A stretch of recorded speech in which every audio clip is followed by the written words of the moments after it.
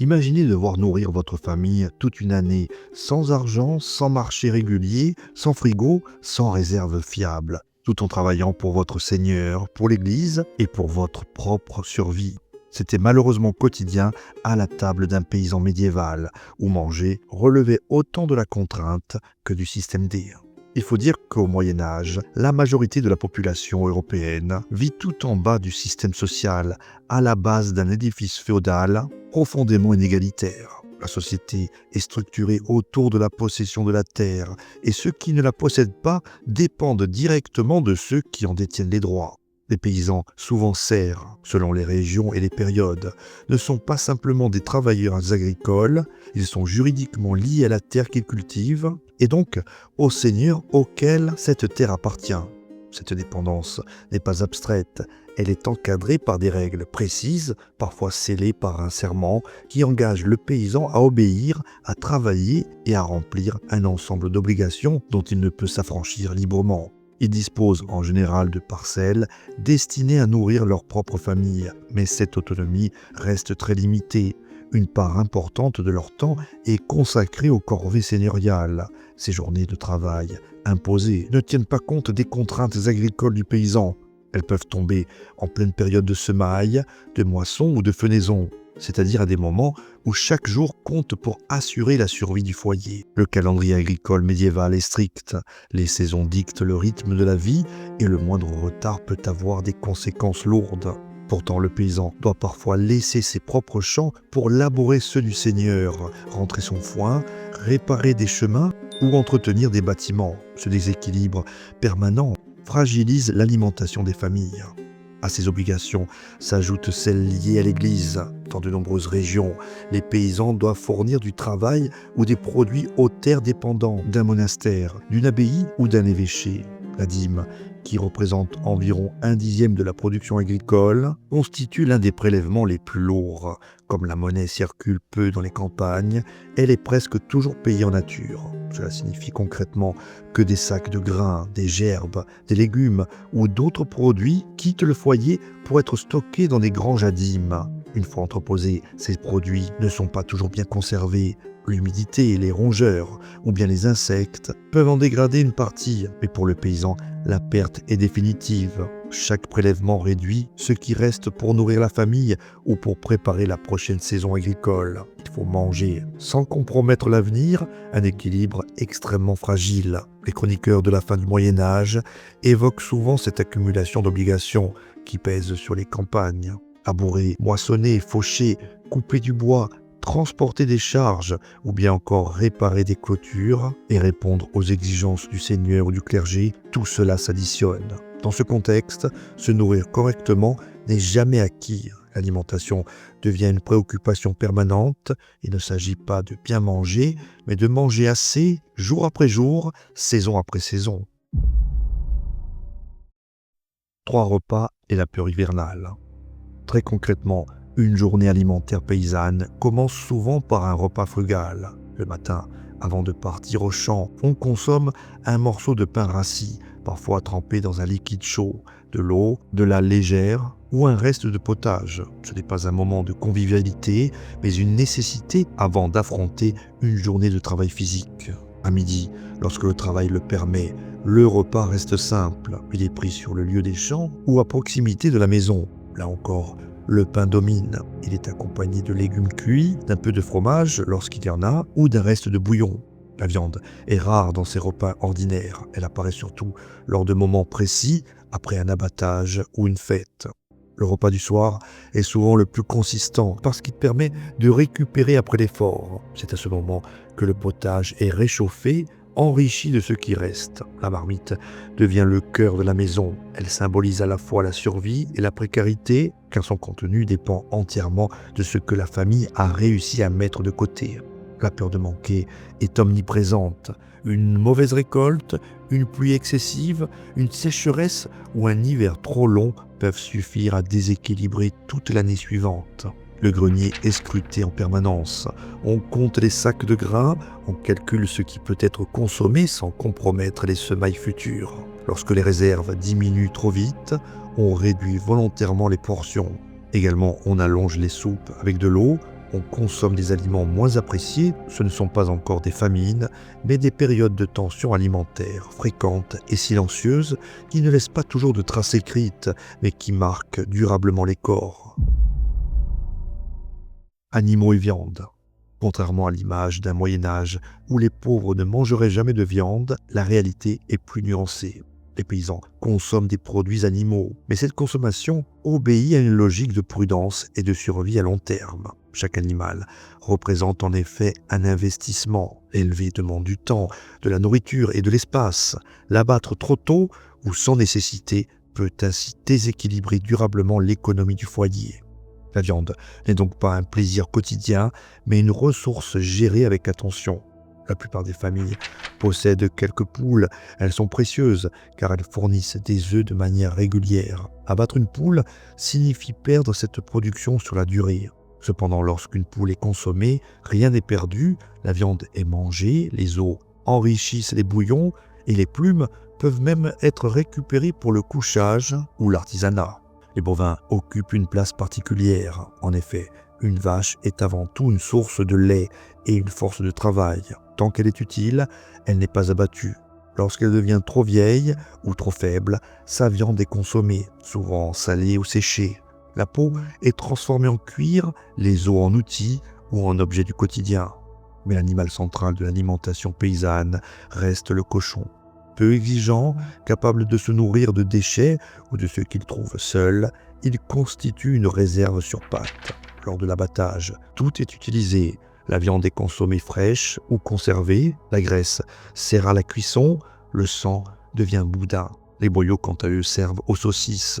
Une fois salée ou fumée, la viande de porc constitue une réserve essentielle pour l'hiver. L'abattage est souvent un moment collectif. Il faut aller vite, découper avec précision et répartir les morceaux selon leur usage. La réussite de cette opération conditionne l'alimentation des semaines à venir.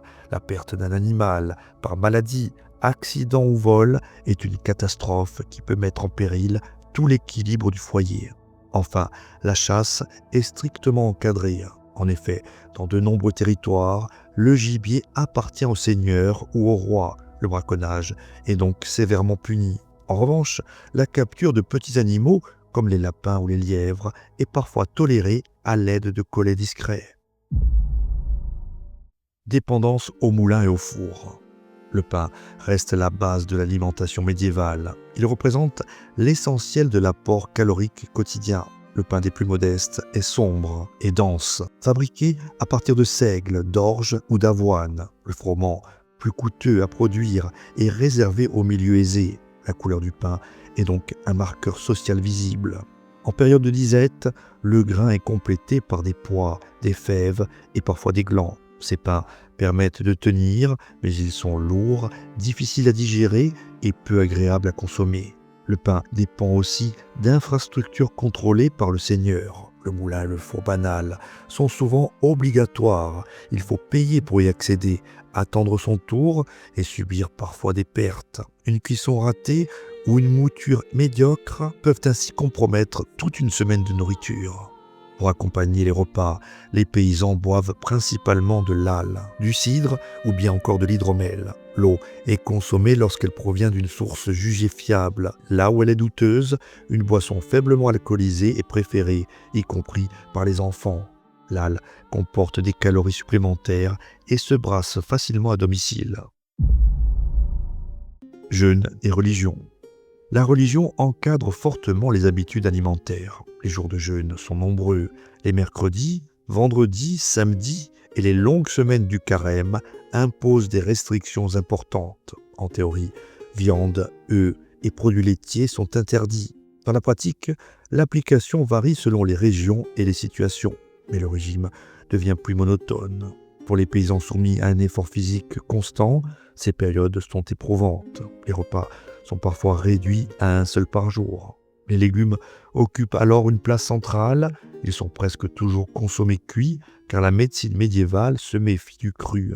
Le plat emblématique reste le potage, une marmite constamment réalimentée avec ce que l'on peut y ajouter. Les herbes améliorent le goût, le lait est transformé en fromage ou en produits fermentés. Tout est question d'adaptation, de compromis et bien évidemment de survie. Les années de soudure. Dans le calendrier paysan médiéval, il existe une période plus redoutée que l'hiver lui-même. On l'appelle la soudure. La soudure correspond au moment précis où les réserves de la récolte précédente commencent à s'épuiser alors que la suivante n'est pas encore prête. Ce n'est pas une famine déclarée, les greniers ne sont pas vides, mais ils ne sont plus rassurants. Concrètement, cela signifie que l'on entre dans une phase de calcul permanent. Chaque jour, chaque repas, chaque poignée de grains est évaluée, non pas en fonction de la faim immédiate, mais du temps qu'il reste à tenir. On ne mange plus pour se nourrir, mais pour durer. Au début, la réduction est discrète. On coupe le pain un peu plus finement, on ajoute davantage d'eau au potage. Personne ne parle encore de manque. Pourtant, chacun sait que la situation est fragile. Le problème, c'est que le travail, lui, ne ralentit pas. Les champs doivent être préparés, les outils réparés, les obligations seigneuriales respectées.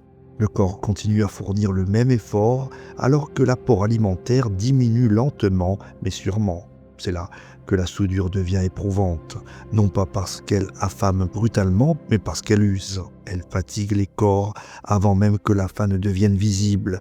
Elle installe une tension permanente faite d'anticipation et d'inquiétude. Le moindre incident prend alors une importance démesurée. Un sac de grains mal fermé, une infiltration d'humidité dans le grenier, ou bien encore des rongeurs. Ces pertes ne sont pas compensables, elles viennent réduire une marge déjà presque inexistante. Les sources médiévales parlent peu de la soudure, précisément parce qu'elle n'est pas spectaculaire. Pourtant, c'est elle qui marque le plus durablement les familles. La faim n'est pas encore totale, mais elle est constante et surtout, elle est prévisible. Quand la récolte échoue. Lorsque l'on parle de mauvaise récolte au Moyen-Âge, on imagine souvent des famines soudaines et violentes. En réalité, l'échec d'une récolte agit rarement de manière immédiate. Ses effets sont progressifs. Une récolte médiocre signifie d'abord que les réserves seront insuffisantes. On le sait, dès l'automne, les sacs sont moins nombreux, les gerbes plus légères. Le problème, c'est que cette insuffisance ne concerne pas seulement l'année en cours. Pour tenir, on commence par consommer ce qui aurait dû servir à ensemencer l'année suivante. Le grain prévu alors pour cette semence est utilisé pour manger. Ce choix permet de survivre sur le moment, mais il fragilise la récolte future. Ainsi, une mauvaise année en prépare souvent une seconde, parfois encore plus difficile. La faim devient alors structurelle, elle ne dépend plus seulement du climat, mais d'une chaîne de décisions contraintes. À cela s'ajoute l'incertitude permanente. Une pluie excessive, au mauvais moment, une gelée tardive, une grêle localisée. Ces événements ne touchent pas tout le monde de la même manière, mais lorsqu'ils frappent une communauté déjà fragilisée, leurs conséquences sont amplifiées.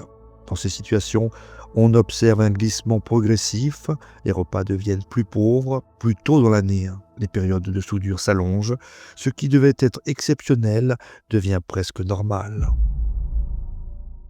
Manger ce que l'on ne devrait pas manger. Lorsque les aliments habituels viennent à manquer, les paysans ne cessent pas de manger, ils changent tout simplement ce qu'ils mangent.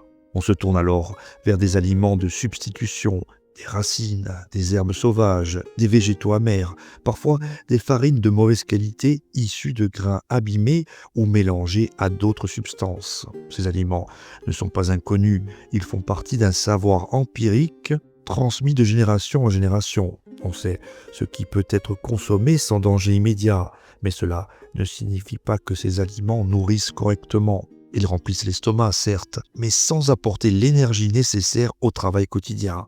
Ils sont difficiles à digérer, ils affaiblissent progressivement les corps, surtout lorsqu'ils sont consommés sur de longues périodes. Il ne s'agit pas de pratiques marginales. Dans certaines régions, ces substitutions deviennent régulières lors des années difficiles. Elles permettent de tenir, mais elles ont un coût physique réel. La faim change alors de visage, elle n'est plus seulement une question de quantité, mais de qualité. On mange, mais le corps ne récupère plus. Les enfants face à la faim. La question de l'alimentation concerne toute la famille, mais elle ne touche pas tous les corps de la même manière. Les enfants sont particulièrement vulnérables. Très tôt, ils apprennent à composer avec le manque. Les portions sont adaptées. Parfois, les adultes se privent pour préserver les plus jeunes. Parfois, au contraire, les enfants mangent moins car leur travail est jugé moins prioritaire. Il n'existe pas de règle fixe. Chaque foyer fait comme il peut. Mais dans tous les cas, la sous-alimentation laisse des traces. Les corps en croissance sont ralentis, les maladies deviennent plus fréquentes, la récupération est plus longue. Les sources médiévales ne parlent pas directement de malnutrition infantile, mais les indices sont nombreux. Faible stature, fragilité, mortalité élevée. La faim ne tue pas toujours immédiatement, mais elle fragilise durablement. Ainsi, l'enfance paysanne est souvent marquée par une adaptation précoce à la privation. On apprend très tôt que manger n'est jamais garanti. Vol, braconnage et désobéissance. Lorsque les ressources légales ne suffisent plus, certains prennent des risques. Manger devient alors un acte potentiellement illégal. Le bois, le gibier, les terres appartiennent, comme on l'a dit, au seigneur. Ramasser, chasser, glaner, sans autorisation, peut être considéré comme un vol. Pourtant, dans les périodes de tension, ces pratiques se multiplient. On pose des collets discrets, on ramasse après la récolte, parfois en cachette, on prélève du bois pour cuire le pain ou se chauffer. Ces gestes ne relèvent pas d'une révolte ouverte, mais plutôt d'une désobéissance de survie. Cependant, les sanctions existent. Amende, saisie, peine corporelle parfois. Le risque est connu, mais lorsque l'alternative est la faim, le calcul change. La nature devient alors un enjeu politique à l'échelle du quotidien. Ce que l'on mange et comment on l'obtient dépend directement du pouvoir. Corps fatigué, corps marqué. La sous-alimentation chronique ne se manifeste pas toujours par une maigreur extrême. Elle agit lentement, de manière diffuse. Les corps récupèrent moins bien, les blessures s'infectent, les maladies durent plus longtemps. Le travail devient plus pénible, ce qui accentue encore la fatigue. Les chroniqueurs décrivent des corps usés prématurément, des paysans qui vieillissent vite. La faim n'est pas spectaculaire, mais elle est constante et surtout, elle laisse des traces visibles. Ce cercle est difficile à rompre, c'est un peu le serpent qui se mord la queue. Moins on mange, moins on travaille efficacement, et moins on produit, moins on mange. Survivre sans disparaître. Malgré tout, les campagnes médiévales ne sont pas uniquement des espaces de détresse individuelle. En effet, des formes de solidarité existent. L'entraide entre voisins, par exemple, le partage ponctuel ou bien encore l'échange de services permettent parfois de passer les périodes les plus dures. Ces mécanismes ne suppriment pas la faim, mais ils en atténuent les effets. Survivre au Moyen-Âge ne signifie pas vivre dans l'abondance. Cela signifie tout simplement tenir et s'adapter, en prenant bien soin d'ajuster en permanence ce que l'on mange, ce que l'on donne et ce que l'on garde. Avant de se quitter, une dernière anecdote. Au Moyen-Âge, des paysans pouvaient être sanctionnés par les autorités seigneuriales pour avoir mangé au-delà de ce qui était jugé acceptable pour leur rang, notamment lors de fêtes ou de repas collectifs. Les sanctions prenaient le plus souvent la forme d'amende ou de confiscation, et ce, au nom du respect de l'ordre social. Voilà, merci d'avoir regardé la vidéo jusqu'au bout, et je vous dis à très bientôt.